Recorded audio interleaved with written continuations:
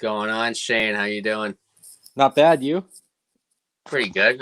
You ready to talk for an hour, 90 minutes here about hockey? With this idea, you're really pushing me. You know that? Well, yeah, we're coming on live today, guys, about half an hour early because there's just so much stuff that's gone on in the last week since free agency started. We weren't able to get, me and Tim decided we weren't able to get everything in just an hour. So we're going on a half hour early. We got a little bit longer of a show for you tonight, so hope you guys enjoy it. As always, my name's Shane. I am coming you from the great superior nation of Canada.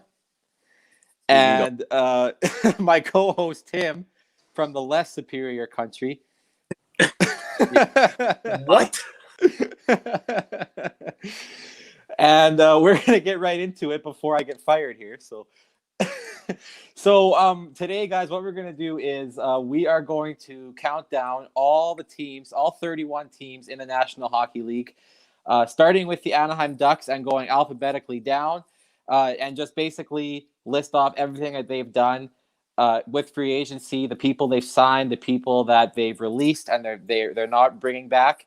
And we're going to do that for all 31 teams. And Tim, are you excited as I am? Oh, absolutely. I mean, you as an Oilers fan, I bet have a lot to say, and me as a fucking Bruins fan have a lot to say about a few players.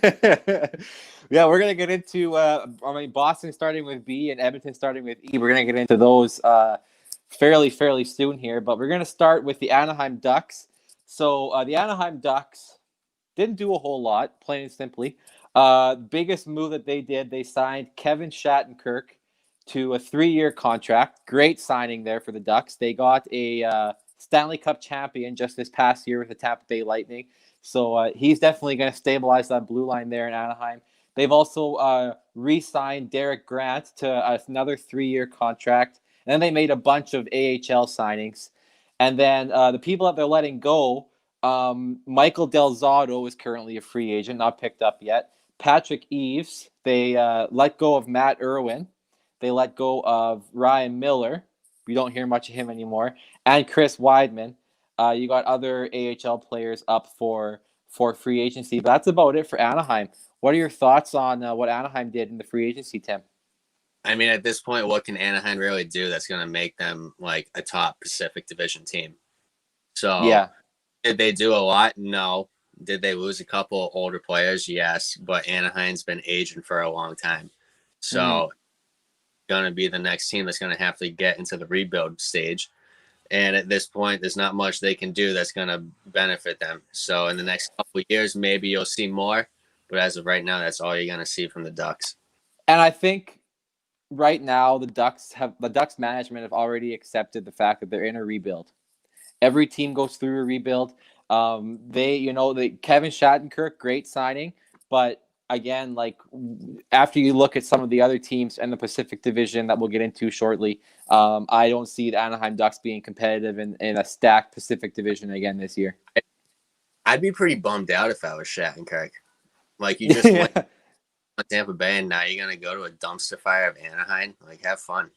Mm-hmm. Yeah, that's pretty much it there for Anaheim. There's not a whole lot else to talk about with the Ducks there. They didn't do a whole lot. They stayed rather quiet in free agency. We are going to go on now to the Arizona Coyotes. Tim, you want to take this one away? Yeah, so another Pacific Division team. They signed Tyler Pitlick to a 2-year contract, John Hayden to a 1-year contract, both Jordan Gross and Dryden Hunt to 1-year deals, along with Johan Larson to a 2-year contract. However, we did see that Taylor Hall walked away and went to the Buffalo Sabres, so that was a big loss. OEL was on the trade talks for a little bit, but now that seems to be off the table. Where do you think Arizona stands as a team that in the past couple of years we've always been like, oh, they're on the cusp of getting into that top 3 team in the Pacific Division? Like, I feel like, yes, Taylor Hall is like a virus to any team that he goes to, and he's gonna harm. Like for some reason, any team he goes to, they suck afterwards. So, what do you think it stands right now? Yeah, I was kind of with you there. Like this last NHL season before they shut down because of COVID, Arizona was like right kind of in the mix with Edmonton, Calgary, Vancouver, and Vegas. All 5 of those teams were like within a point of each other all season long, and it was just a battle in that Pacific Division last year. And right when I thought Arizona was on the cusp, like you said, of doing something great and going to the playoffs, I feel like they took a bunch of steps back with what they've done in free agency. I mean, you get rid of Taylor Hall. He signed in Buffalo, as you mentioned. Brad Richardson also gone. Carl Soderberg is a free agent. And then you lost Vinny Hinostroza to the Florida Panthers. So when you weigh out the people that they've got in free agency and the people they've lost in free agency, they've lost a lot more than what they signed, for sure. And it's a shit show in management right now too. Yeah, well, I mean, with John Chayka, who knows what went on with him there? But I mean, they're in the middle of a new GM there. Yeah, exactly. I don't see Arizona being another competitive team in the Pacific Division, plain and simply. Absolutely. So, next team is the Boston Bruins. Shane, how excited are you for this one, Tim? Not.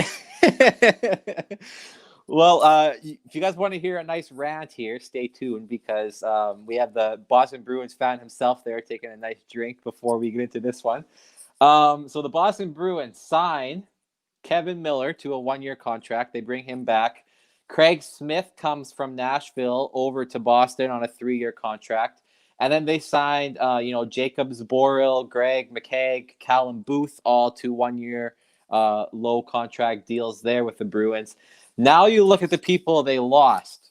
Torrey Krug, as you know, Tim, goes to St. Louis on a 7-year contract. Zdeno Chara is also a free agent. Then you've got, restricted free agents. You've got Peter Salerick, Jake DeBrusk, Matt Grzelcyk, Carson Kuhlman, who had an awesome year, I think, as a rookie there. And you also have guys like Joaquin Nordstrom, who's still a free agent. You've got Brett Ritchie, who's a free agent. Man, what's going on with this Boston Bruins team, Tim? Besides for the Craig Smith signing, I don't understand why we signed any fucking one of these guys. Jake DeBrusk needs to be signed. Matt Grzelcyk needs to be signed. And, that guy, Torrey Krug, that played like 10 seasons with us and scored numerous game-winning goals in the playoffs, needed to be signed. And you went to the Blues for what, $500,000 more? So you're going to tell me that Boston can't just afford $500,000 more a year? Yeah, I'm not too happy about that because it seems like this is going to be a huge hole for us to fill in the defense slot. Everybody was saying, if we let Krug walk, we can sign OEL and that'll fill the hole. Well, that's not happening, and we didn't sign Krug. So I don't understand what we're going to do. I could really give 2 shits if Chara plays another game with us. I would love to see him just not play another game with us. I think he needed to retire 5 years ago. And I'm not feeling too good about the Bruins right now, especially looking forward after next year. There's even more guys that need to be signed. Yeah. If the Bruins keep going the way that they're going, they're going to hit like that 3 or 4 year stretch in the middle of the 2010s where they didn't make the playoffs at all. And yeah, awesome. Yeah, I mean, the same thing goes for me too about this team. Like Boston Bruins, a top team in the Atlantic for the past, at least 5 years, and I feel like they're just taking some steps back here. They don't have anyone signed as of yet to fill the hole left by Torrey Krug. Zdeno Chara, obviously, he's slow, he's big, he's old. The Boston Bruins need to get rid of him, but at the end of the day, he's a 6'9" defenseman. He adds that size. I mean, he does need to retire or something. But if Krug and Chara both leave the Boston Bruins, you're left with not only a big hole but a massive hole to fill on defense. Yeah, we're left with McAvoy and good, we signed Kevin Miller. Great. Yeah, McAvoy and Kevin Miller. But then what else do you do for defense? And you look at stuff like especially the Toronto Maple Leafs, who went absolutely ballistic in free agency. Yeah. They made some great signings. But I mean, if the Bruins don't do anything here and sign guys like Matt Grzelcyk or Charlie McAvoy, then I don't see the Boston Bruins competing with, the Tampa Bay Lightning or the Toronto Maple Leafs. Like you said, Montreal, Toronto, Ottawa all made great moves, and those are all division teams. So the Atlantic Division is only getting stronger. It's not time for us to just not be willing to pay people. Mm-hmm. And the Bruins are getting older too. You got Patrice Bergeron getting up there in age. David Pasternak's still quite young, but Brad Marchand getting up there in age. He's about to hit that thing. And then you have David Krejci, who's like 35. Yeah, David Krejci's getting up there. It's definitely not the time for the Bruins to be going in backwards motion like they are right now, for sure. We will, I guess, monitor the situation, and if anything else big happens, we will be here next Thursday to tell you about it. But as of right now, that is the Boston Bruins recap. Not looking too good for Bruins fans. And speaking of, you mentioned earlier, take the cap hit and pay the extra $500,000 to sign Torrey Krug. That's how I feel about the Edmonton Oilers with Jacob Markstrom. We're gonna get into that when we get past these other teams here, but I've got some choice words for the Edmonton Oilers as well when we get there. So stick around. Tim, do you want to take away the Buffalo Sabres? Yeah, so the Buffalo Sabres, team that's been struggling, to say the least, in the past 10 years. They signed Taylor Hall to a 1-year, $8 million contract. They signed Brandon Montour to a 1-year contract, Cody Eakin to a 2-year contract. That's a big pickup, I feel. Cody Eakin's a solid player. Yeah. Brandon Davidson signs 1 year. They do have a few free agents left that I would assume they want to get tied up. Sam Reinhart needs to be tied up. I don't necessarily know how much progress Buffalo made right now, because I don't know what Taylor Hall and Jack Eichel are going to do together. They could be extremely good, and you could see Buffalo jump to a wild card, maybe third seed in the Atlantic. But like we've been saying, the Atlantic Division is the top 3 teams are very tough to beat. I'm just looking at, I didn't really get a chance to study the Buffalo Sabres moves, but I'm looking at it now, and they've made some great pickups. Like Brandon Montour will help out that blue line there.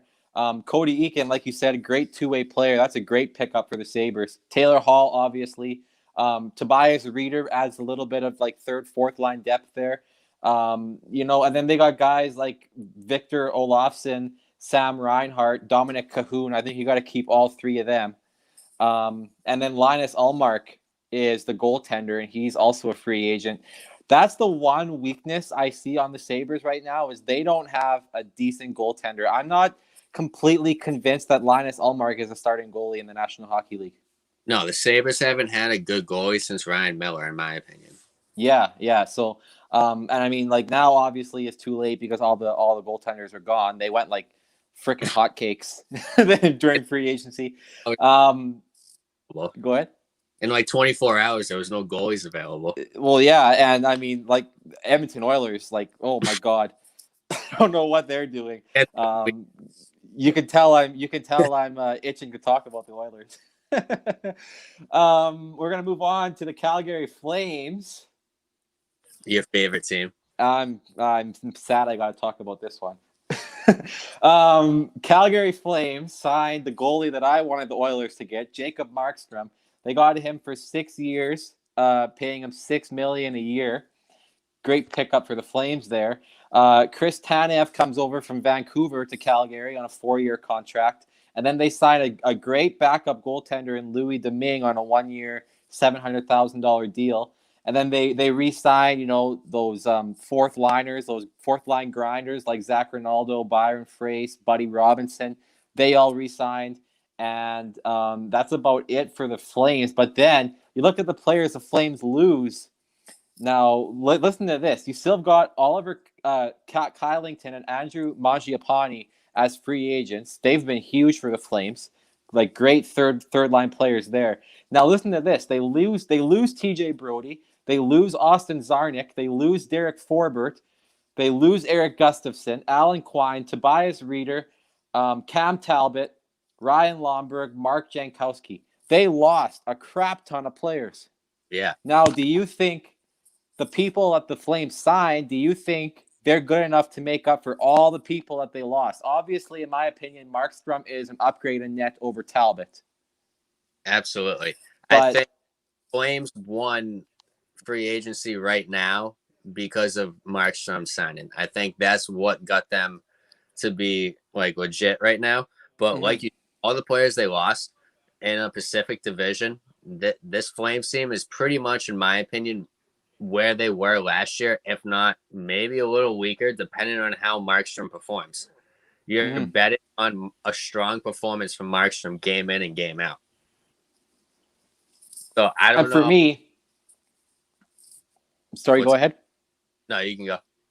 I was just gonna say, like, I don't see the Flames blue line being that much better this year, because I mean, you add Chris Tanev, who is a good defenseman, but I mean, he was like a second, third pairing in Vancouver. He can't do it by himself, and then you lose TJ Brody, who was a stalwart on the blue line there for the Flames. You lose Derek Forbert, he was like 6'5", adds size on the blue line, and then you lose Michael Stone, who's a defenseman, he's not signed yet. Travis Hamonic isn't signed yet. So, I mean, you're losing all these defensemen here for the Calgary Flames, and I don't see the Flames blue line being that strong this year. Yeah, they've got forwards, they've got a goaltender, but you and I both know, Tim, being former hockey players, defense wins championships. You don't have defense, you're going to get those Connor McDavids or those Sidney Crosbys or those David Pasternaks gliding through you like butter. Yeah, absolutely. And that Pacific Division is a tough division. You have teams like Vancouver, Edmonton, Vegas, Arizona. All of those teams aren't easy teams to win in a 7-game series. So as their match made for them right now, I don't know what they're thinking moving forward, honestly, because it seems they took 2 steps forward in one department, but also took 2 steps back in another department. Yeah, so I mean, like it is going to be interesting to see what happens there with like Hamonic and the rest of the free agents there for the Flames, but they definitely do need to sign some defense for sure. Tim, do you want to take away Carolina? Yeah, so I believe this is our first Metro Division team, Carolina Hurricanes. They're an interesting team the past couple of years, making it to the Eastern Conference Finals last year and then the playoffs this past year. They signed Jesper Fast to a 3-year contract. Joakim Ryan agrees to a 1-year contract with the Hurricanes also. Clark Bishop, another 1 year. Spencer Smallman, a 1 year. And Steven Lorentz signs a 2-year. But they also have some notable free agents. And I don't know where Rod Brind'Amour is going to go with this team. He's definitely a great head coach that I think isn't going to disappoint the Hurricanes. But I don't necessarily know where they go in a competitive Metro division. Yeah, I mean, that's just it, right? Like, I mean, you look at the free agents here: Hayden Fleury, Warren Foegele, Justin Williams retired, he's gone. Sami Vatanen is still not signed. Brian Gibbons is, a good depth forward there. So it is going to be interesting to see kind of what the Carolina Hurricanes do, because you look at, like you said, those guys that you named out that they've signed, like that Clark Bishop, Spencer Smallman, Steven Lorentz, they're all AHL guys. They're not going to be in the big leagues this year. And then Jesper Fast, he was good with the Rangers. He's going to be that's a good pickup for the Hurricanes. And Joakim Ryan, he's so. He's not like extremely good, but he's not extremely bad either. Like, he's a solid third, fourth line pickup there for the Hurricanes. But like you said, it's going to be interesting here to kind of see what they do, because they lose Trevor Van Riemsdyk, they lose Justin Williams, like I said. So and they have these other guys that aren't signed yet. So as of right now, I don't think the Carolina Hurricanes have gotten much worse. Justin Williams, he was clutch, Mr. Game 7, as he's well known for, but he retires. He was old. He was 39 years old. And then Trevor Van Riemsdyk, he can be easily replaceable there on forward. Nothing that Jesper Fast can't replace him with. So I don't think the Carolina Hurricanes get better. I don't think they get worse. I think they kind of stay right where they are. Exactly. I think at this point, like, Rod Brind'Amour as a head coach is gaining experience, like year in and year out. And as long as solid team ahead of them, the sky's the limit, honestly. Like, who would have thought that Carolina would have made the conference finals last year? Well, I've said it before, and I'm going to say it again. I think Rod Brindamore is like 2-3 years away from being a strong Jack Adams nominee. Absolutely. I'm kind of for Coach of the Year. Votes already. Yeah. He's definitely up there for sure. And I mean, he spent the majority of his career there with the Carolina Hurricanes. So I mean, he wants to see this team go far. He wants to see this team win another cup, and I think he's the right guy to do it in Carolina for sure. We're going to move on to the Chicago Blackhawks now. The Blackhawks re-signed Dominic Kubalik to a 2-year contract. That's a great depth signing there. He's a great player for the Blackhawks, good young player. Malcolm Subban, a goaltender, agrees to a 2-year contract.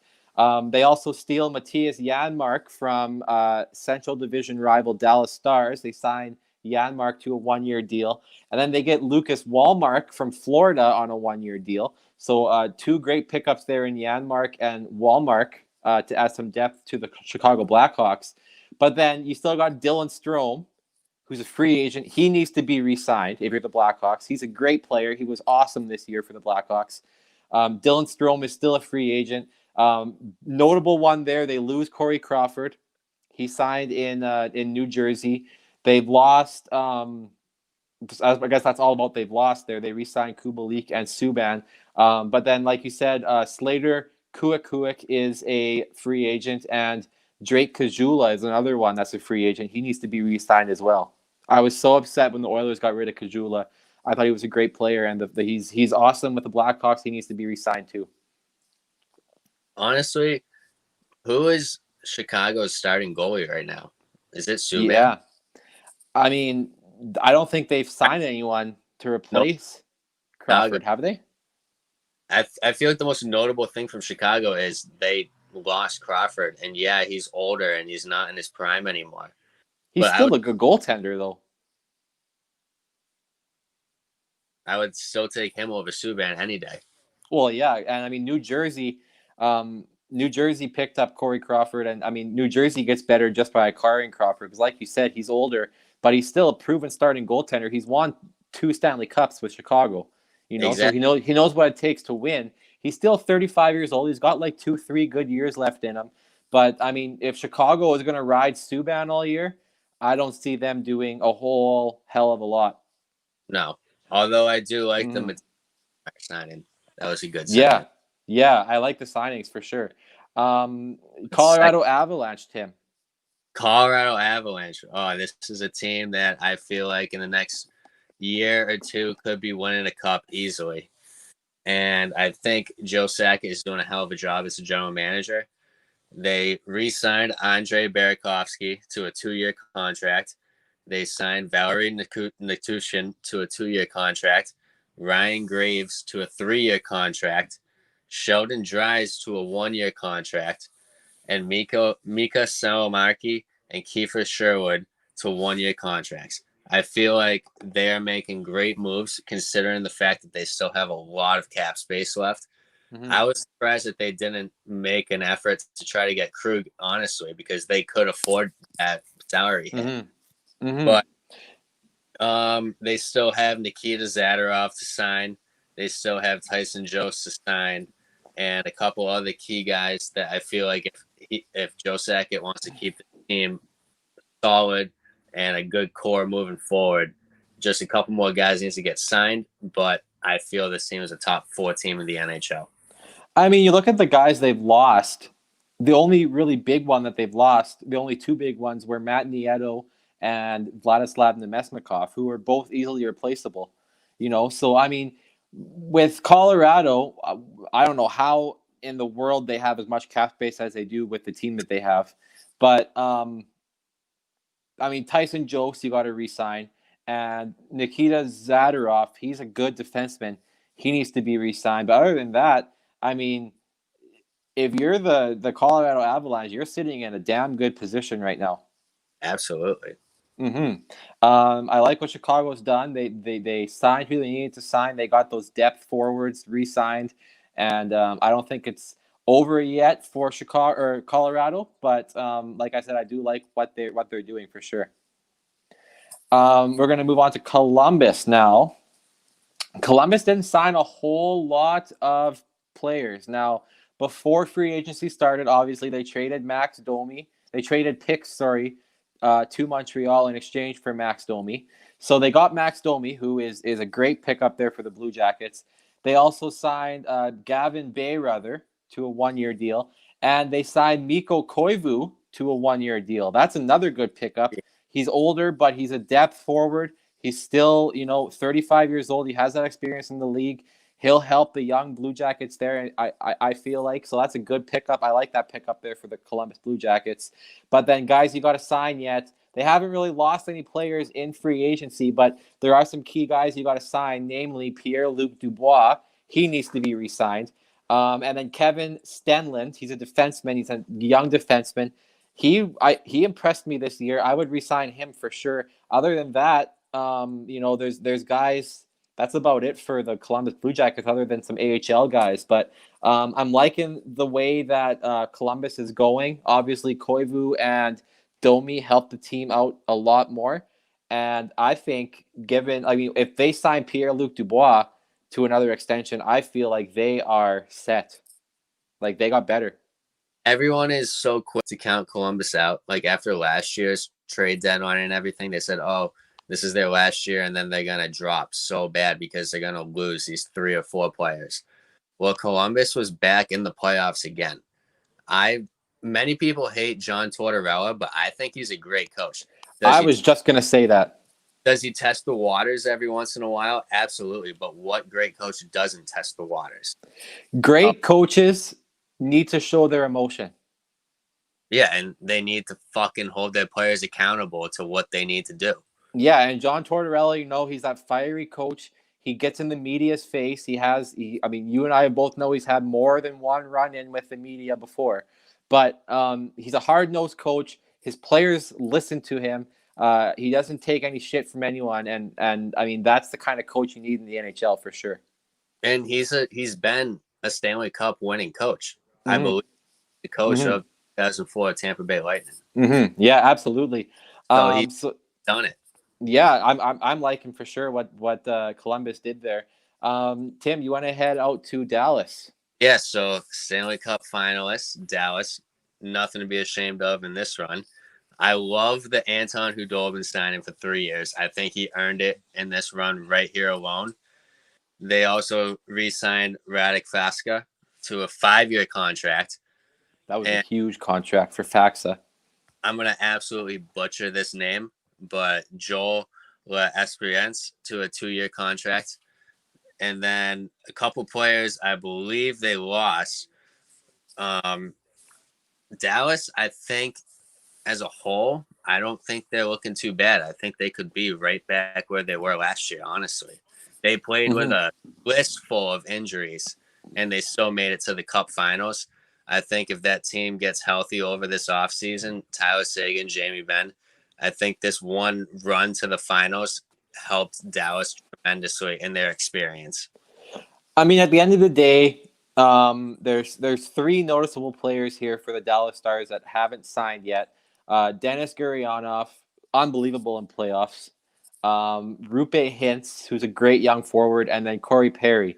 If I'm a Dallas Stars, I'm kind of hesitant about Corey Perry. I don't know, he's easily replaceable. He's older. He had a few clutch goals there in the playoffs, but Corey Perry, you can replace him. But Denis Gurianov and Rupe Hintz, do what you can if you're Jim Nill to get those 2 guys signed because they are great depth players. Gurianov scored 4 goals in 1 playoff game this year. He's just on fire. And those are 2 guys, Gurianov and Hintz, that you have to re-sign if you're Dallas. And then look at the Corey Perry, see how replaceable he is. But other than that, the 5-year contract to Radek Faksa and the re-signing of Khudobin, I think, is huge there for the Stars. Absolutely. And like you said, Corey Perry, he's 34, 35. I wouldn't be too concerned him walk. Mm-hmm. Yeah. Having only 2 guys to re-sign after making it to the finals as a team that wasn't expected to make it to the finals, that's not a bad position to be in. Yeah, absolutely. I couldn't agree more with you there. Everything's looking good there for the Stars organization. we are going to head into the good old Detroit Red Wings. Stevie Yzerman, the general manager, went on an absolute tear this free agency. Let me list off some of the people he signed. Bobby Ryan, 1 year to the Red Wings. John Merrill, 1 year to the Red Wings. Riley Barber, 2 years. Chris Guolo, Kevin Boyle, 1 year deals. Thomas Greiss, solid goaltender there, 2 years for the Red Wings. Troy Stetcher, great young defenseman, 2 years for the Red Wings. Vladislav Nemesnikov goes from Colorado to Detroit. Yzerman went on a tear getting these players. And then look at the guys that they've lost. They haven't lost anyone the only noticeable one, they are not renewing. They've bought out is the word I was looking for. Justin Abdelkader. Justin Abdelkader, the forwards that they've signed, like Bobby Ryan alone, is way better than Abdelkader. So definitely. You look at Bobby Ryan, Nemesnikov, easily replaceable, and then you have guys like Tyler Bertuzzi, Anthony Mantha. Probably should re-sign those guys. They're big parts of the Red Wings right now. And then Johan Franzen, Trevor Daley, and Jimmy Howard. Obviously, Jimmy Howard had an awful, horrendous year this year. I don't see him coming back to the Red Wings.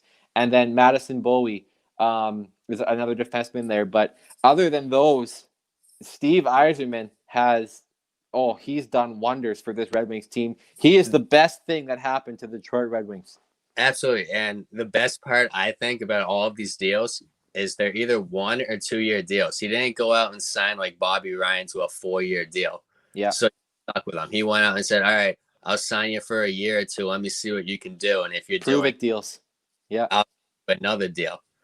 Yeah. So he's by no means putting Detroit in a position for the next 3 to 4 years. He's just saying, let me see what 1 or 2 years will do with this crew. And the Bobby Ryan contract that Steve Yzerman gave, that is very, very, very underrated. He signed Bobby Ryan, a former 2nd overall pick, to a 1-year deal for $1 million a year. He got Bobby Ryan for very, very cheap. That is a situation where, because Bobby Ryan had issues with alcohol abuse last season. He took some time away from the Senators, and he wants to get back into hockey. He's sober now. And Steve Yzerman said, okay, you know what? I'll sign you for $1 million. Show me what you can do. If you score 20, 30 goals, I'll give you a raise next year. That's a great deal. Steve Yzerman does not screw around. He knows what he's doing. And Detroit Red Wings are the big, big, big winners of free agency this year. Stevie Y, he built Tampa Bay, and they just won a cup. So give Detroit 5 years and see where they are. I would love to see Detroit be competitive in the Atlantic again. I think they have the best man possible at the helm right there to make them win a cup in the future again, for sure. Absolutely. All right, Tim, take it away with the good old Edmonton Oilers. A listing of what your team did so far in free agency, and then I will let you get into your rant about it. You signed Kyle Turris to a 2-year contract. Not a bad pickup at all. Solid center pickup. Anton Forsberg, Alan Quine, 1-year deals. Tyler Ennis, 1-year deal. Tyson Barrie, 1-year deal. Not a bad pickup for a defenseman. Mike Smith, 1-year deal with the Oilers. You should have never signed Mike Smith again.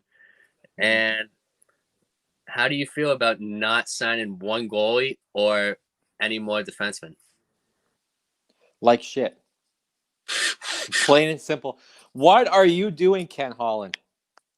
Like, honest to God, you let one of the top free agent goaltenders in Jacob Markstrom walk to your provincial rival Calgary Flames. Ken Holland offered Jacob Markstrom $5.5 million a year. I'm not sure what the term was. I think it was 7 years for $5.5 million a year. Markstrom signed in Calgary for 6 years, $6 million. That's exactly the same situation as the Boston Bruins with Torrey Krug. Pay Jacob Markstrom the extra $500,000 for God's sakes and get yourself a franchise goaltender. Because Mikko Koskinen, he's good. Don't get me wrong. I feel a lot confident with Mikko Koskinen behind the pipes, but Mike Smith, honest to God, he's going to be 39 this year, way past his prime. I did not like him last year at all. He's so inconsistent. He'll have one good game and then just suck for 3 straight games. And I don't know what Ken Holland has fantasizing there with Mike Smith, but I hate that signing. I knew they were going to do it. I knew they were going to re-sign Mike Smith. Something just inside my head told me they were going to. But then you let Jacob Markstrom walk. Okay, fine. You let Thomas Greiss walk because by the time you were done screwing around with trying to get Markstrom on your team, Thomas Greiss, every other goaltender went. Thomas Greiss is the only one available. Okay, fine. Maybe you sign Thomas Greiss. No, he goes to Detroit. So now Ken Holland, his only option left was to sign Mike Smith. There was no other, other than Jimmy Howard, but who's going to sign a goaltender who posted 4.50 goals against average last season? Objective question. When does McDavid say enough is enough? I want to go to a team that's going to win. If the Oilers don't get their head out of their ass pretty damn quick. Do you think that he's the next Eichel that's like, Eichel is all done with Buffalo. He's pissed off that they're not winning. Do you think he's the next one?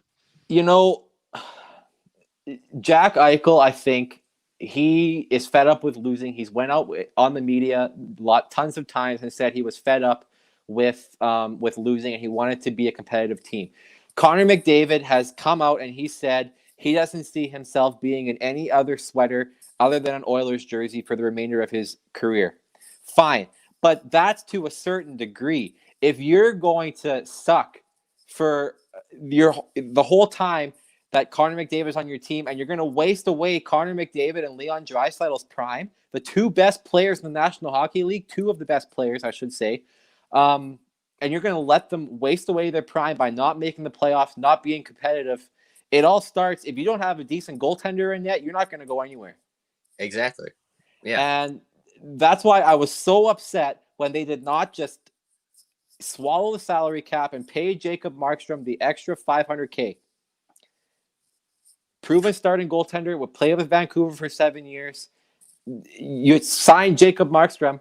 You've got Tyson Barrie, who's a great young defenseman who will help out the power play a lot. That was a great signing there for the Oilers. Kyle Turris, another great signing.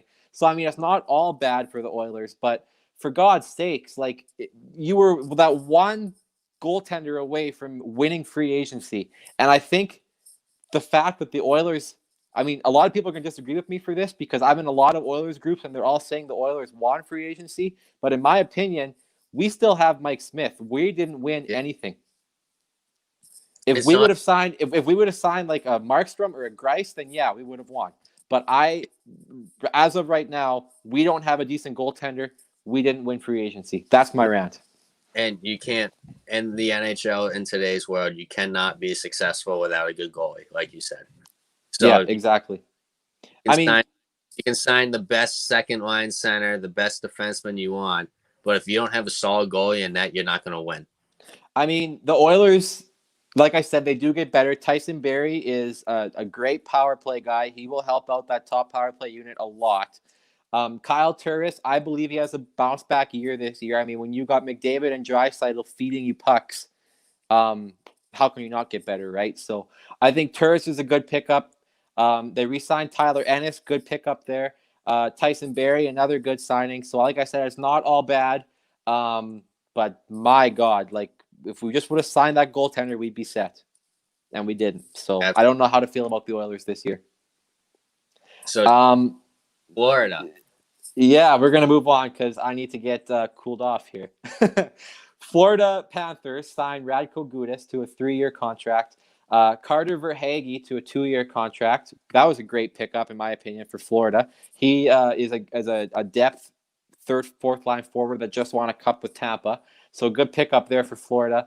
Then you've got Alex Wenberg signing with the Panthers from Columbus. Another good pickup there for Florida.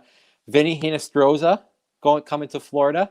And Ryan Lomberg to a 2-year deal. So, you look at the guys that Florida signed, like Radko Gudas, I still think he's a solid defenseman in the league. I think that was a great pickup there. He'll help out like Yandel and Ekblad there on the blue line in Florida. And then for the guys they've lost, this is where it kind of gets interesting for Florida because Evgeny Dadonov just signed with Ottawa Senators today, so he's gone. You still haven't signed Mike Hoffman or Eric Haula, which, I mean, if you let Hoffman or Haula walk, those are That two huge losses there for the Panthers. I mean, other guys that you've lost, you lost Lucas Wallmark, you lost Mark Pysyk, Brian Boyle is a free agent, Sam Montembeault is a goaltender, he's a free agent. So I mean, like, it's not all roses and daisies here for the Florida Panthers because I mean, if they lose Hoffman and Haula, yeah. Those I mean they already lost Dadonov, who's a 25 goal scorer last season. So I mean, I don't know what to think for Florida. They had good pickups, but at the same time, they're going to lose some key guys there. absolutely, like you said, they made a few big pickups, but you lose Dadonov, and then you can't sign Hoffman. If you can't sign Hoffman to an extension, I don't think there's any growth in Florida at all. Yeah, 100%. Like Buffalo, they're in that Atlantic division where chances are you're not going to finish in the top 3 teams in the Atlantic. So you're going to be fighting for the wild card. And Florida's been one of those teams in the past couple of years where we've been like, oh, yeah, they're going to get a wild card spot. They'll get a wild card spot. They might make a little jump, kind of like the Arizona Coyotes. But they haven't yet. They've yet to do that. And I don't think they're going to do that this year moving forward. I just don't see it right now that they can go into the playoffs in the first, second round.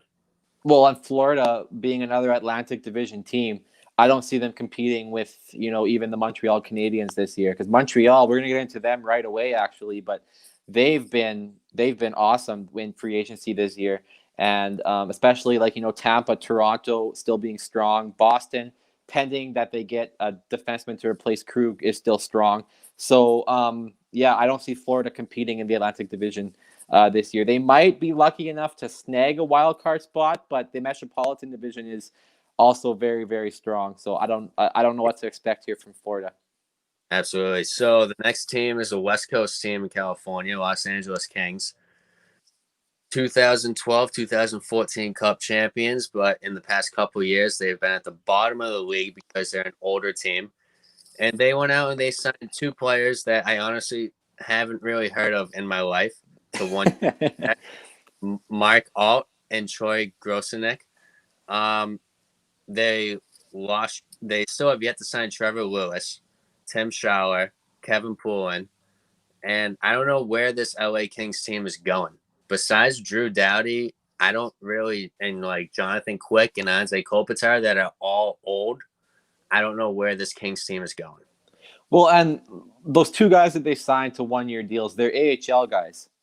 So they didn't sign anyone of NHL caliber in free agency. They didn't do anything. And you look at the guys they lost. One big guy that they lost was Paul Ledoux.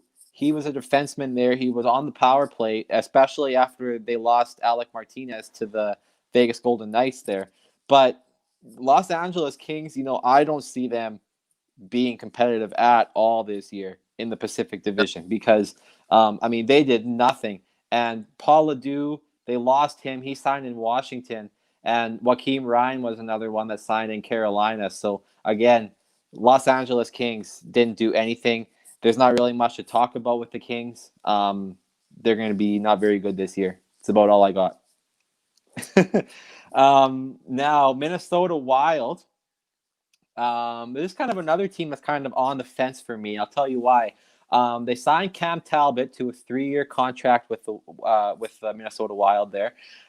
Jordan Greenway re-signs a 2-year deal with Minnesota. And then Capo Kakkonen signs 2 years with the Wild, and they signed 2 AHL guys to 1-year deals. Fine. Then you lose guys like Mikko Koivu, who signed in Columbus. Alex Galchenyuk is still unsigned. But the big thing here for the Minnesota Wild is the loss of Devin Dubnyk. Absolutely. I think they downgraded in net. Cam Talbot,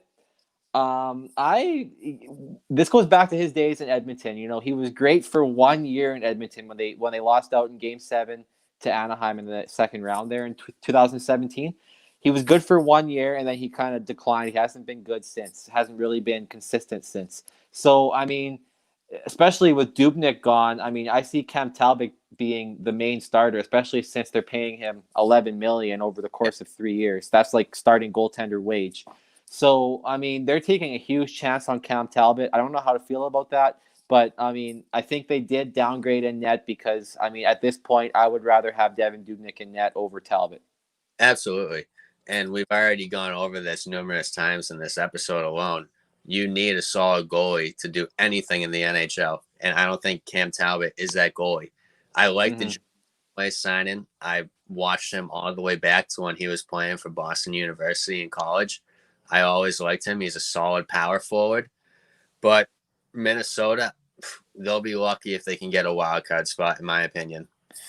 Yeah, and I mean they're in the Central Division, so I mean Dallas, Colorado is going to be a big one. St. Louis, especially with Krug now, they're going to be at the top there. So I don't see Minnesota competing with those three teams at all. Tim, you want to do the Montreal Canadiens? Yeah, why not? My favorite team, being a Boston fan. Brandon Baddock to a 1-year contract. Xavier Ouellet to a 2-year contract. Josh Anderson, a big signing right here, to a 7-year contract. Victor Meat to a 1-year contract. And Tyler Toffoli, another great signing, in my opinion, to a contract. I like, honestly, what Montreal is doing. They also signed Jake Allen a couple days ago, which I think is a solid backup at addition for Carey Price, starting to get up in age. Montreal, And they re-signed Brandon Gallagher yesterday, 6 years, $39 million. that's a huge signing right there. So, Atlantic Division team getting stronger, and Montreal, I think, has done pretty well in the free agency period.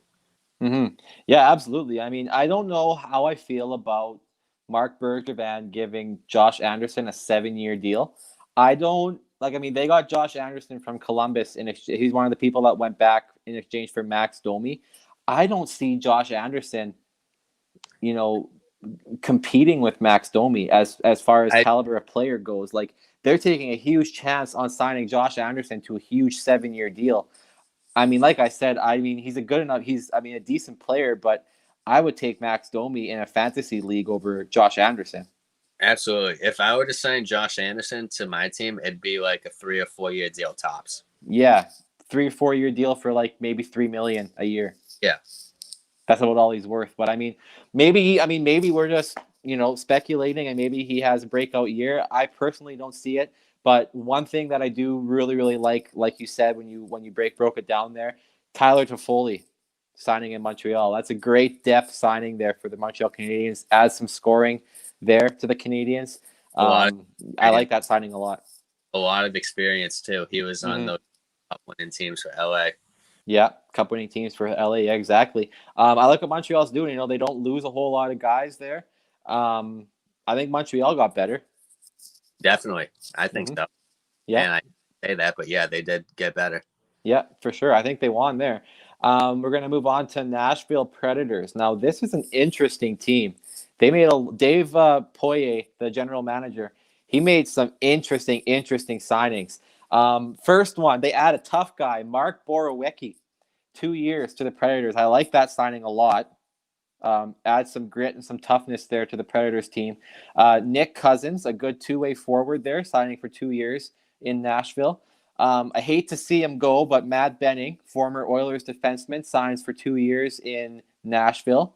And Brad Richardson goes from Arizona to a 1-year deal in Nashville. So I like all of those signings. Actually, they're all, they're all proven NHL players. They can all play in the big leagues. I like them all. I see all 4 of them earning a roster spot in Nashville next season. Plus, Nashville drafted Yaroslav Askarov. Great young goaltender they drafted this year. I can see him maybe, obviously Pekka Rinne and UC Saros are still there, but if one of them gets hurt, I can see Askarov making a few NHL debuts this year. And I really like the Askarov pick there because I think he's going to be a franchise goaltender once Pekka Rinne either retires or goes somewhere else. And then guys that are still free agents, Luke Kunin, they need to re-sign him. He's a free agent. And then they got Mikael Granlund, who I believe they bought out, so he won't be returning to the Predators. And other than that, they got Craig Smith. They lost. He signed in Boston. Dan Hamhuis retired this year. Other than that, I think Nashville didn't really get any better. Didn't really get a whole lot worse. I think they're remaining constant right now, and Mm-hmm. I hate to say this, but I feel like the window for Nashville to win a cup is closed. I Mm-hmm. think that was that 2017, 2018, those 2 years where Yeah. they run for it and then won a President's Trophy. Yeah. But it's like Ryan Johansson, Roman Josi, Pekka Rinne, Ryan Ellis. All of those guys are starting to get up there in age. I just don't see Mm-hmm. them being able to beat like a Colorado, a St. Louis, a Vegas in 7 games to get to the finals. Yeah, I totally agree with you there. I don't see, Nashville being one of those top 3 teams in the Central, unfortunately. They might be good enough to snag a wild card spot, though. I mean, definitely don't count out a wild card spot there for Nashville. Tim, you want to do New Jersey Devils next? Yeah, so another Metro Division team that's on the rebuild stage for the past couple years.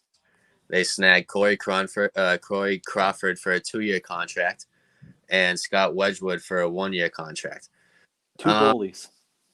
2 goalies, different goalies, because Crawford has a lot of experience that he's bringing to this Devils team that wants to get back to the playoffs.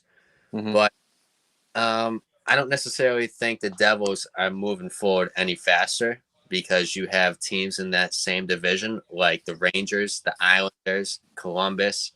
All of those teams are probably going to be on that cusp. And then you have teams like Washington and Pittsburgh, in my opinion, that are starting to get older. So you have a lot of teams, like you were saying earlier, in the Pacific Division last year that were within like 5 points of each other or whatever. Mm-hmm. I think you're going to see this happen this year is the Metro Division is going to be extremely tight. Plus, you got Philadelphia, who Yeah. like they're on a roll too. I think will win the Metro Division. I think they're the best team in the Metro right now. Yeah, 100%. Maybe the Islanders too, a little bit. Yeah. But speaking of the Islanders, I believe they are next. The New York Islanders.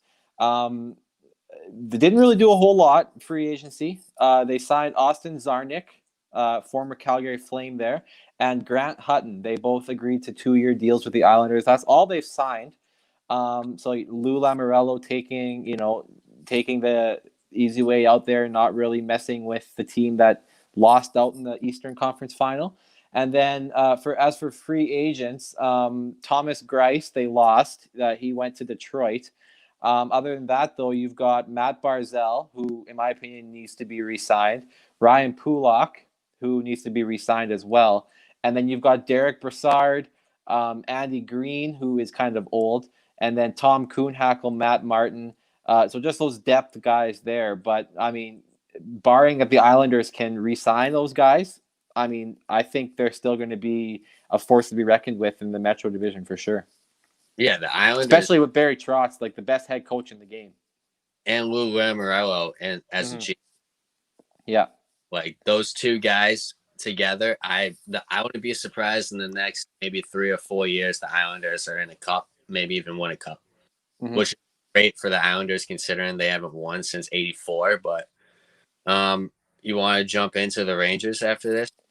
Let's jump across the other end of the city to New York Rangers. So New York Rangers, the number 1 overall pick, as we all knew. They took Alexis Lafreniere as expected.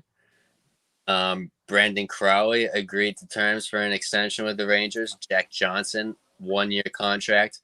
Kevin Rooney, Anthony Bitetto, Keith Kincaid, Colin Blackwell, Anthony Greco, Johnny Brzezzinski all agree to contracts with the Rangers. These are all huge signings. I think the Rangers are going to be in the playoffs this coming year, and I'm not one ahead and be like, oh, this rebuilding team is going to make the playoffs.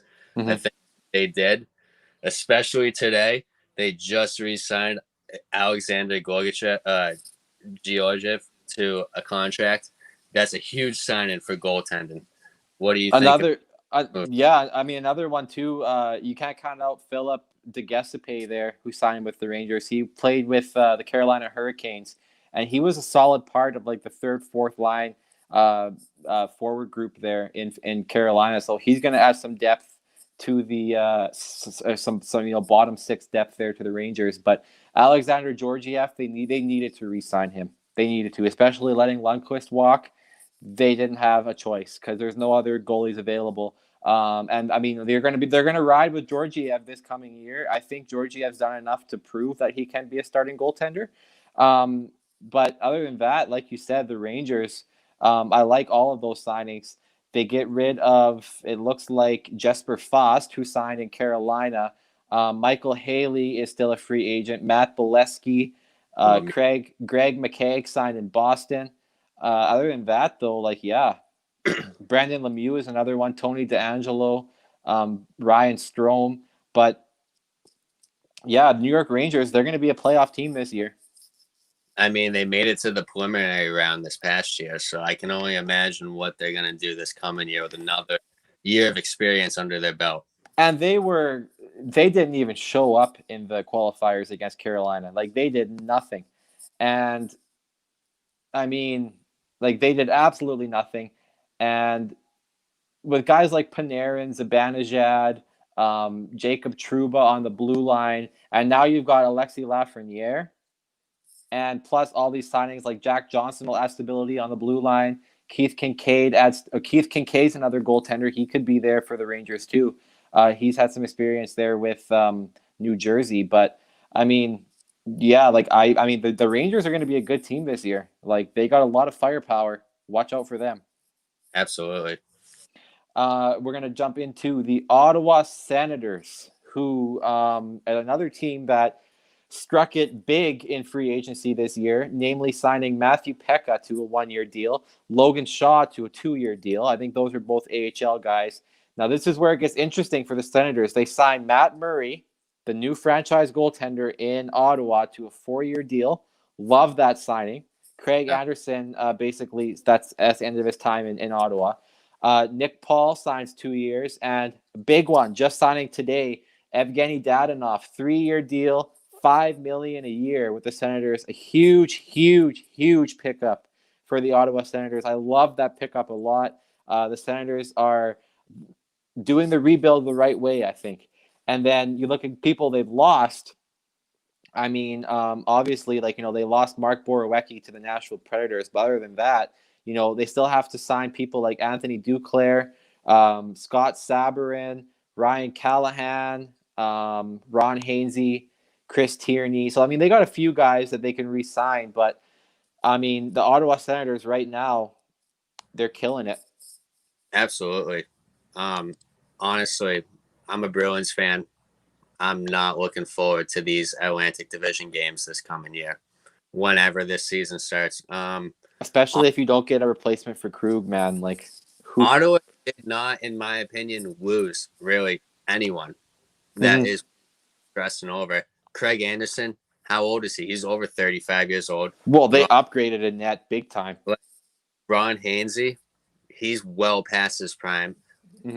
Ottawa got better. Like, almost every team in the Atlantic has gotten better, which is not good news for those top 3 teams in the That's exactly it, for sure. And I mean, like I said, Matt Murray, I would take him in net 100 times out of 100 over Craig Anderson, for sure. Absolutely, yeah. Philadelphia Flyers, yeah, go ahead. Metro team, one of the best teams in the Metro, I feel like, right now. They signed Derek Pouliot to a 1-year deal and Eric Gustafson to a 1-year deal. Free agents, Derek Grant, they lost to Anaheim. Tyler Pitlick, they lost to Arizona. And Nate Thompson, they lost to Winnipeg. That's about it. That the Flyers did that bad this free agency, but I don't think they got much better, in my opinion. I think they stayed pretty consistent with where they are. And I think they want to keep that main core together. That's exactly it. I think Philadelphia did free agency the right way. They're happy with the way their team is. They want their team to kind of grow and get over that hump. They lost out in the Western Conference semifinal there, or sorry, Eastern Conference semifinal to the Islanders. But I believe they just want to keep that core together. Like I said, Carter Hart is a stud. He's going to be the franchise goaltender in Philadelphia there. I love Carter Hart. I loved him when he was with the Team Canada national team there, the World Junior team. But like I said, I think Philadelphia Flyers just doing it right. They want to keep everyone there together. The Eric Gustafsson will add that little bit of stability on the blue line, but other than that, it's it's all roses there for the Philadelphia Flyers. They don't do much. They don't lose a whole bunch, and I think they're still going to remain a top team in the Metro for sure. That's about it for the Philadelphia Flyers. We're going to jump into the other team from Pennsylvania, the Pittsburgh Penguins. God, I hate the Pittsburgh Penguins. Mainly because my dad and my brother are Penguins fans, and there's always a rivalry, and I hate Sidney Crosby. But anyways, that's for a discussion for another day. Evan Rodriguez signs 1 year with the Penguins. Mark Jankowski, 1 year with the Penguins. That's a good pickup there for Pittsburgh. Josh Curry, 1 year to the Penguins. They re-signed Frederick Gaudreau and Maxime Lagacé, 1 years with the Penguins. Anthony Angelo and Sam Lafferty both signed 2 years. Just, depth forward signings there for the Pittsburgh Penguins. They don't lose a whole lot there. And then as for free agents, Patrick Marleau goes back to his roots, signing with San Jose Sharks. They lost Justin Schultz to Washington, which I believe is a big loss there. Schultz was a huge part of their blue line. And they lost Riley Barber to the Detroit Red Wings. Connor Sheary yet to be signed.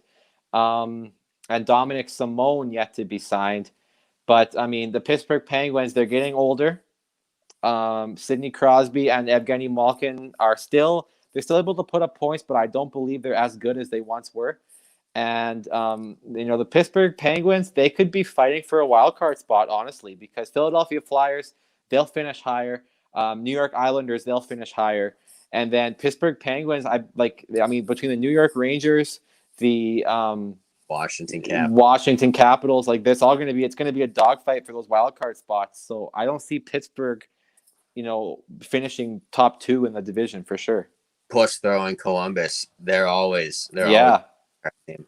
Pittsburgh always has problems with Columbus, and I'm not sure why. You never know why teams have problems with division teams. Mm-hmm. Let's look to another West Coast team, San Jose. They've been trying to get back to being respectable, but they've failed to the past couple of years. They signed Kevin Labanc to a 4-year contract. Steven Nosen to a 1-year contract. Like you said, they brought back Patrick Marleau to a 1-year contract. And Matt Nieto also signs a 1-year contract.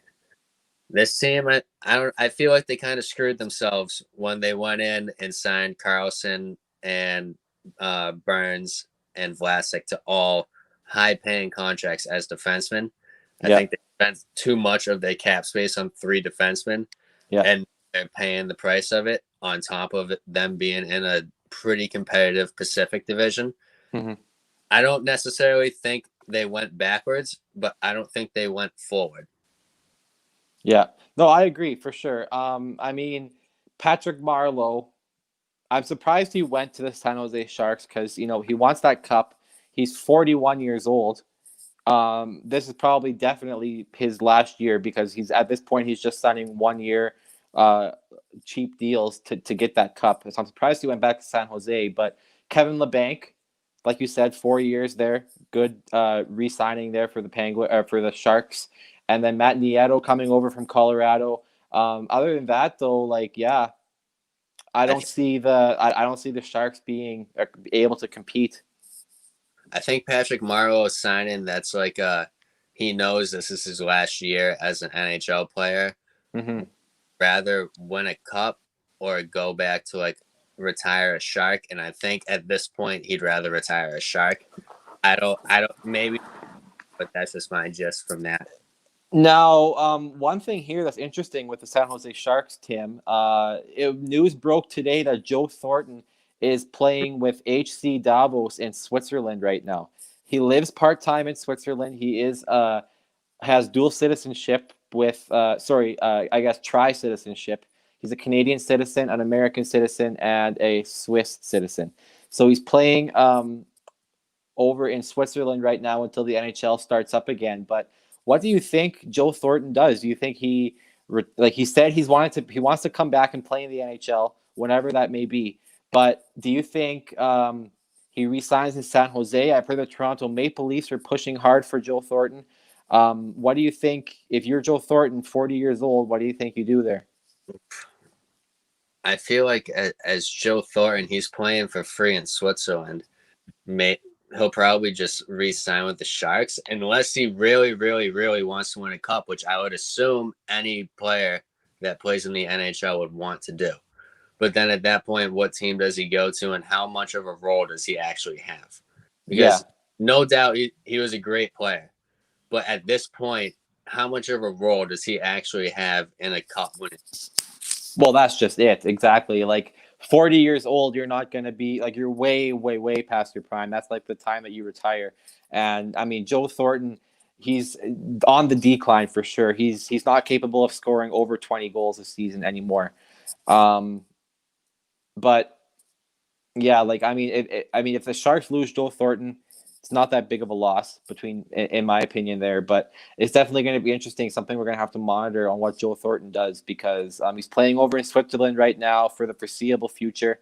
Again, not sure what his plans are, but once NHL resumes, we'll probably know a lot more about Thornton's plans. But the Sharks aren't really in any rush to get Thornton re-signed either. Which, I mean, rightfully so. I wouldn't be either. A 40-year-old guy when you can spend that money on a younger guy, right?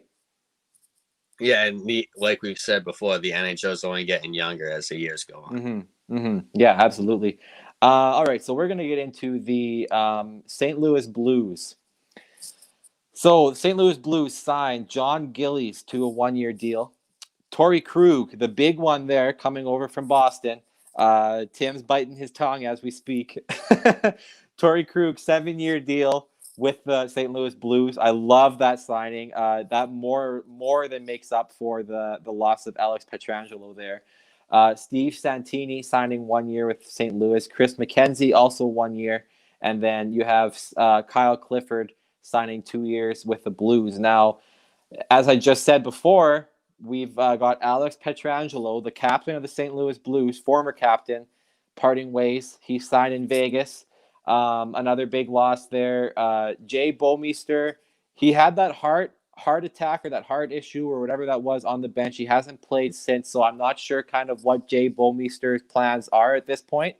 But nonetheless, if he can come back and play, that would be also add stability there on the blue line. Troy Brouwer is also a free agent for the St. Louis Blues, and Vince Dunn is another one. But other than that, I love the Torrey Krug signing. How do you think Torrey Krug stacks up with Alex Pietrangelo? Do you think the St. Louis Blues get better with Krug and the loss of Pietrangelo? Do you think they get worse, or do you think they stay the same? I think they probably stay the same, but not because they're the same player. Pietrangelo and Krug are not the same defenseman by any means. Krug is going to bring a lot more to the power play, and he's going to be more of an offensive defenseman while still being able to hold his ground defensively. I feel Pietrangelo is more of a two-way defenseman.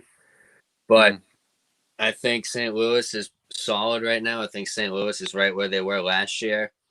They're probably in that 4, 5, 6 slot in the NHL, I feel. I don't think they're cup favorites, but I think they could crack the top 5. No chance.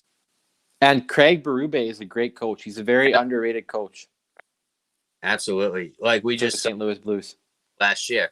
He came in, halfway through the season and Louis from worst to Stanley Cup champions. Yeah, absolutely. Definitely. I see St. Louis finishing for sure top 3 in the Central this year. Yeah, definitely. And it's going to be weird seeing Torrey Krug in the blue and gold. Yeah, you're telling me. All right, Tim. And speaking of Torrey Krug, his former Atlantic Division rival team, Tampa Bay Lightning. Yep. Stanley Cup champs. I think the biggest re-signing for Tampa Bay was Patrick Maroon. Mm-hmm. 2 years, key piece to re-sign. They also signed Andreas Borgman, Chris Gibson to 1-year contracts, Ben Thomas to a 1-year contract, and Ross Colton to a 1-year contract. Eric Cernak, Anthony Cirelli, Matthew Joseph, and Mikhail Sergachev are all restricted free agents right now. They're all huge. They all are pretty big components to this team. Luke Shen is another component to this team. Jan Rutta. If they can go and re-sign the players that they need to re-sign, Tampa Bay's set for the next 3 to 4 years. Yeah, I mean, the only people they've lost really, they lost Zach Bogosian, they lost Kevin Shattenkirk, and they lost Carter Verhaeghe. Yeah, Zach Bogosian and Kevin Shattenkirk are two high caliber defensemen. So I mean, now especially with Sergachev being a restricted free agent, he's the future of the Lightning blue line there. I mean, you still have Victor Hedman, which is good, but Victor Hedman can't do it by himself. no, absolutely not. And Jan Rutta is another guy that I believe they have to re-sign. But yeah, it's going to be interesting to see kind of what Tampa Bay does. I'm not sure what they have for cap space at this time, but there are some big name restricted and unrestricted free agents still on the board there for the Tampa Bay Lightning. Tampa Bay Lightning, another Atlantic Division foe there for them, the Toronto Maple Leafs. This is a team that got better. As much as it pains me to say it, because I hate the Toronto Maple Leafs with a passion, I had so much I don't even know what the word is, but I did not trust Kyle Dubas in the GM position. You know, this is a guy that has a degree in sports management. He did not play in the NHL like a lot of former GMs did. This is a guy that did it the hard way, went to school for sports management, got in with the Toronto Marlies, and then got a promotion to the Toronto Maple Leafs. So he made it to the NHL the long way. And listen to what he did in free agency here. He signed TJ Brody, a defenseman that they very much need, to a 4-year deal. Another defenseman, Zach Bogosian, to a 1-year deal. So they're set on D now. They have Brody, Bogosian, Morgan Riley. They still have Travis Dermott. They're set on defense now. And then to add to their forward group, they've got Jimmy Vesey on a 1-year deal. They've got Travis Boyd on a 1-year deal. And the big one here, Wayne Simmons to a 1-year deal. So Toronto Maple Leafs got better, whether you like it or not, as much as it pains me to say it. Plus, Aaron Dell, a goaltender, signs 1 year with the Maple Leafs. So, I mean, if you didn't have a whole lot of faith in Jack Campbell as a backup to Freddie Anderson, now you've got Aaron Dell, who played backup in San Jose behind Martin Jones for all those years. And, I mean, the Toronto Maple Leafs, they won free agency 100% because the only people that they have left to sign, Travis Dermott and Ilya Mikheyev, are free agents. They lost Tyson Barrie to Edmonton. Obviously, we covered that. Kyle Clifford went to St. Louis. Mika Solomaki went to Colorado. But other than that, you know, you've got like Cody Ceci is another unrestricted free agent. But other than that, like there's no one else really. And the signings that the Leafs made, as much as it, like I said, as much as it really, really hurts me to say, but they are going to be, they're going to be one hell of a team this year. They did what they needed to do. They got a back because Freddie Anderson could not take the load every single night. He couldn't play 8 season and lead them to a cup. Well, so goalie that's solid. They got 2 solid defensemen, and they added Wayne Simmons, which I feel like adds a little bit of grit in their third, second line forward, which is what they need. Toronto, I feel like, was facing the same problems that Tampa Bay was facing the past couple of years. They didn't have enough like physicality offensively to get the job done. So I feel like you said, Toronto definitely won. That's going to be a tougher game for Boston to play. That's going to be a tough game for Tampa to play. Can you imagine if with all these signings that Toronto did, they lose out in the first round again? I would love it. I would love it too, but there's gonna be the Scotiabank Arena in Toronto is gonna be lit on fire if that happens. Well, they did that year where they like killed people for Boston winning the cup. That like Vancouver, yeah, like Vancouver was flipping over Like, police cars, and like that's going to be Toronto if they lose out in the first round. Speaking of Vancouver, Tim, you want to take away the Vancouver Canucks and everything yeah, they've done? they made some notable signings, I feel like, so far. They signed veteran goalie Braden Holtby to a 2-year contract, Tyler Mott to a 2-year contract, and Ashton Sotner to a 2-year contract. I think every person that they picked up is solid. Braden Mm-hmm. Holtby is a key piece that's going to fill that hole of Markstrom, Mm-hmm. maybe even better than what Markstrom did, because just in these next 2 years, Holtby is going to bring a lot of experience to a young Vancouver team that's trying to make a name for themselves. Yeah, that's just it. And then I mean, you look at the people they lost, like Tyler Toffoli, a big one. Not really much you can do about that one. He was looking for the money Vancouver didn't have. Chris Tanev's another big one. Jacob Markstrom, obviously. So there are some big names that kind of went down there for Vancouver. So Troy Stetcher is another one. Troy Stetcher was a great young defenseman who I really liked, and he signed in Detroit. I'm not gonna lie, even though they are a Pacific Division rival, Vancouver has been my second favorite NHL team for years. I love the Canucks. I love what they've done. Pedersen and Besser and Quinn Hughes, they're all studs in the NHL. They're going to be great, great players for years to come. And I mean, you look at the people they lost. They lost Markstrom, fine. Holtby makes up for the loss of Markstrom, but Tanev and Toffoli are huge losses to this team, and for that reason, I kind of think, and Troy Stetter's another one. I kind of think the Vancouver Canucks didn't really necessarily get better. They definitely upgraded. Holtby, I think, is the same caliber, if not better, than Markstrom. But they lost Tanev, who was pairing there with Quinn Hughes for a bit on the blue line, and Tyler Toffoli was a great, second, third line forward there. So it's going to be interesting. I think Vancouver needs to do a little bit more to get over the hump there, but good things are happening for Vancouver. Compared to what they were the past couple of years, I Oh, think absolutely. something to look forward to. Yeah, absolutely. Vegas Golden Knights are another one that definitely improved.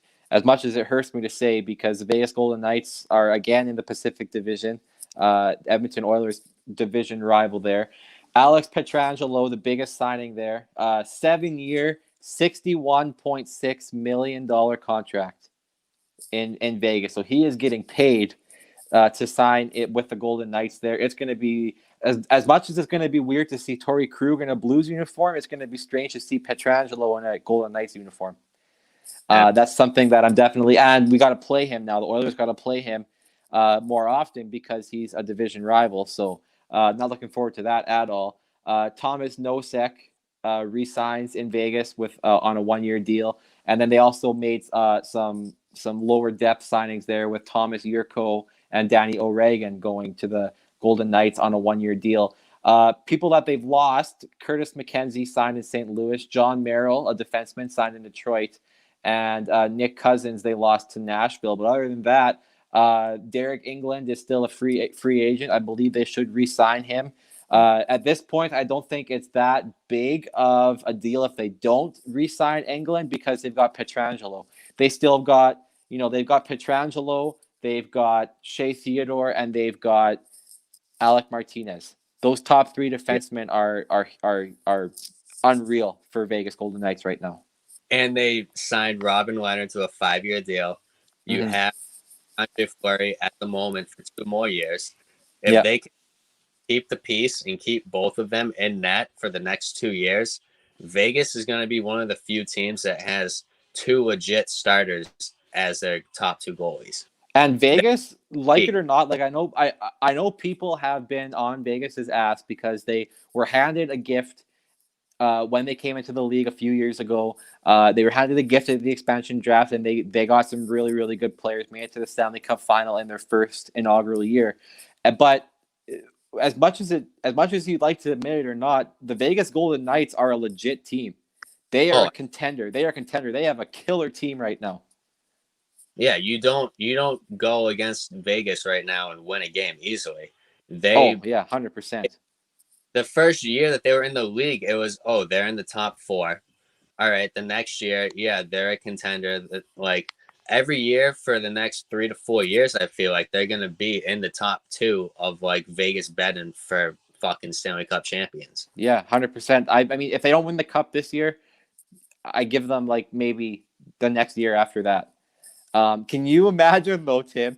Hear me out. Next season, not this coming season, but the season after that, that's the Seattle Kraken's first year in the league. So can you imagine a Vegas Golden Knights Seattle Kraken Stanley Cup final that year? Well, that wouldn't work because they're both Western Conference teams. Oh, well, what do I know then? And they're both No, no, Pacific Division teams, so even even never if mind. even if it was a Western Conference Finals, that would still be insane. Yeah, like, I mean, people would definitely be calling for Gary Bettman's head then saying it's rigged, but forget that comment. I mean, I'm stupid. They're both Western Conference Pacific Division teams, so never mind that. Just Washington Cap. Sorry, let go the ahead. we'll be fine. Yeah. All right, Tim, we've got 8 minutes to do 2 more teams. So you want to do the Washington Capitals? All right, here we go. They signed veteran Henrik Lundqvist to a 1-year deal. Great signing, I feel like, because they just Opie. Justin Schultz to a 2-year deal. Cameron Schillen 1-year deal. Trevor Van Riemsdyk to a 1-year deal. That's a great pickup from Carolina, I think. Yeah, absolutely. Oladu 1-year deal. Daniel Another good pickup. and Shane Gersich 1-year deal.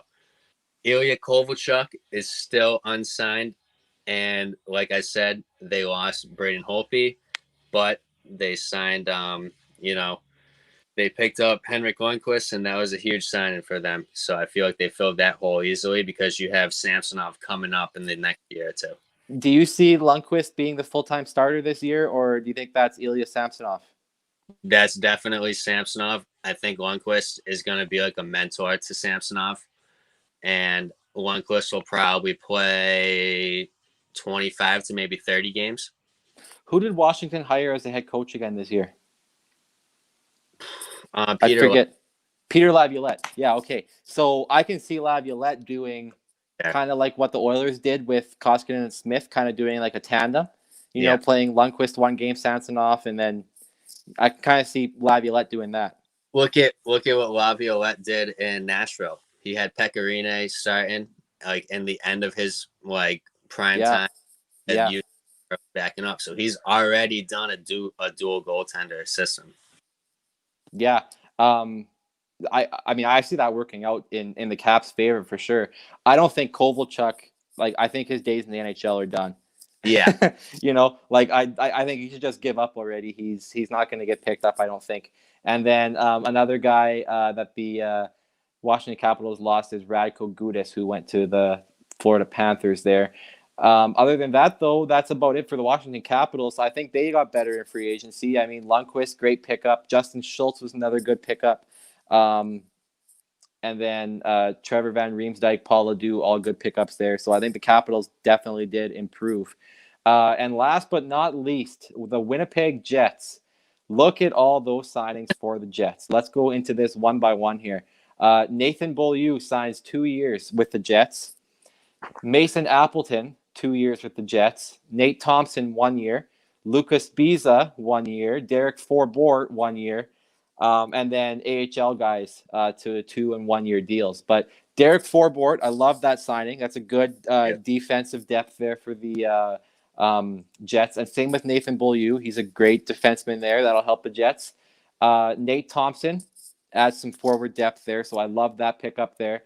And Lucas Biza is another defenseman. So the Jets stacking up on the blue line. I'm not sure how I feel about the Jets because they've also they also lost Cody Eakin, who went to Buffalo, and Anthony Bitetto, who played. I mean, the Jets are a Canadian team. They're on TV all the time up here. And Anthony Bitetto, I watched a little bit of him when I watched the Jets play, and he's a great young player. So I mean, that's a big loss, arguably there for the Jets. But I think the Jets did get better. They still got guys they need to sign, like Dmitry Kulikov is one. Mark Letestu is one. Jack Roslovic. Jack Roslovic's a great young player. They should re-sign him for sure. But, I mean, the Winnipeg Jets, as far as the defensive side of things go, I believe they won this free agency for sure. Yeah, I think they won, and they're in a pretty competitive spot in the Central Division. Like, I feel like Winnipeg and Nashville are like neck and neck, and Yeah. then Chicago's right behind those two. So we'll see what Winnipeg can do with all of those moves. But I think they have a shot at a wild card. I don't know if they're in a spot to make a run for it, but they'll definitely make a play appearance, I feel. Put it this way: the Jets still have Mark Scheifele, Nick Ehlers, Patrick. Kyle Connor. Patrick Laine is the question here because there's lots of talks up here in the Canadian media that Patrick Laine is still in trade talks. I believe, this is my opinion, but I believe if the Jets start the season with Patrick Laine, they have a shot at a wild card spot. If Patrick Laine goes elsewhere, the Jets aren't going to make playoffs. Yeah, I didn't even know that, but if Laine gets traded, then the Jets just fall off, I feel like. Yeah, because I mean, second overall pick to Austin Matthews in 2015. He's a sniper. He likes to set up at the top of the circle there, like Alex Ovechkin does. And And he's big too. yeah, he's big. He's a good player. I mean, any team that would sign or trade for Patrick Laine, I mean, I think the Jets would ask for quite a bit in return. But it's going to be interesting to see kind of what happens there on that front. But anyways, guys, with that, that is the in-depth look at all 31 teams and what they did in free agency. We are about out of time here while we make way for the basketball show Behind the Basket. But I hope you guys enjoyed this special hour and a half, 90-minute long edition. I'm going to have a nice cold drink now because my throat hurts. I don't know about you, Tim. Not a, but a few. Yeah, there you go, for sure. Hope you guys had a great Thanksgiving for those of you in Canada last weekend. I know I did. And have a great weekend, guys. We will see you next Thursday. Stay tuned for Behind the Basket. See you next Thursday, guys.